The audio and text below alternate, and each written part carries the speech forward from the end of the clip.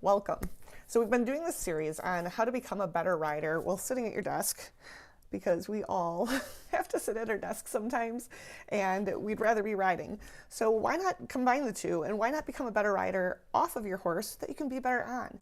Well, in today's video, what we're going to be doing is talking about our weight aids and how we can use stepping into a weight or into a seat bone to help steer our horse.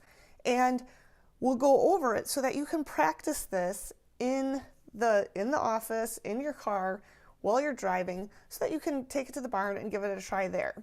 Now, if you haven't done the pelvic clock exercise, I would recommend that you do that first, because that's going to help build some awareness in. It's going to balance you out so that your seat bones are pretty even.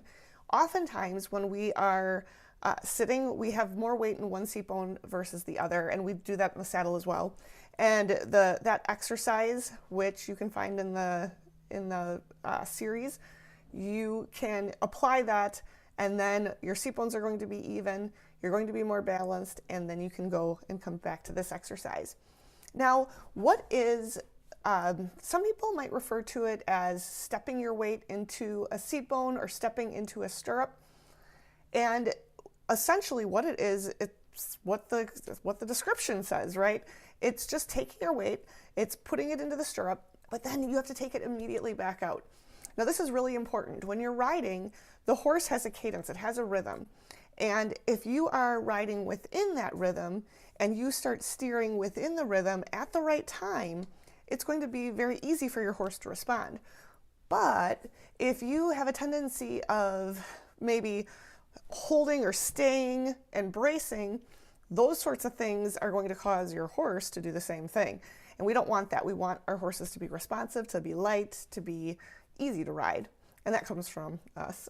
So therefore, when you're doing this, what we're going to be doing is we're going to be learning how to be brief, step our weight into a seat bone, and then take it back out. Now, sitting at your chair, I want you to scoot to the end. So I'm going to actually, instead of being at the back of my chair here, I'm going to be at the front. And as I'm at the front of my chair, I'm going to just do a check. How are my seat bones? Is my weight even? Are my seat bones square with my frontal plane, right? The front of my body. And if they are, then what I'm going to do is I'm going to think about just putting my weight in the seat bone and then taking it out. And then putting my weight in the other seat bone, taking it out. Now, if I were steering my horse to the left, it would feel, and this is my left right here, it would feel like I step it in, I take it out. I step it in, I take it out. I step it in, I take it out.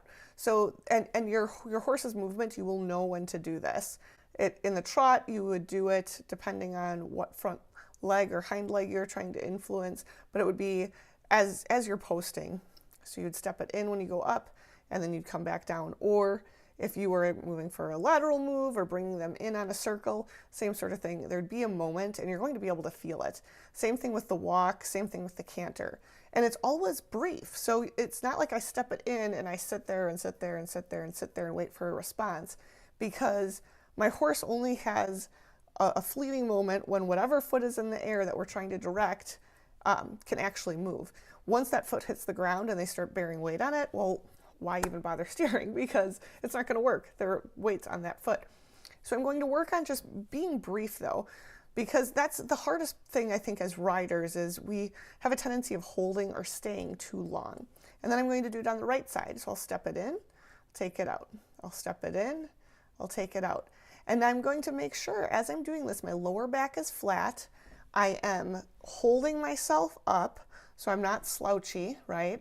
I'm holding myself up, I'm staying relatively tall, and I just step in without leaning, and I take it out. I step in, I take it out. I step in, I take it out, and I'm going to do it on my left. And this is the exercise. So play around with this at your desk. You're going to step your weight to one side, and then step your weight to the other.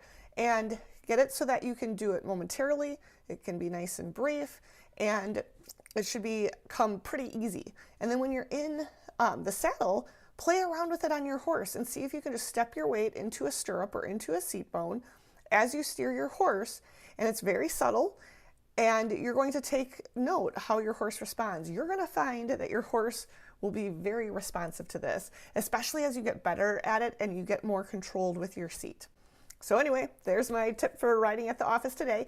If you're watching this on YouTube, please like our channel and subscribe. There's a bell next to the subscribe button. Make sure you ring it because then you're going to get notifications when we have other videos coming out.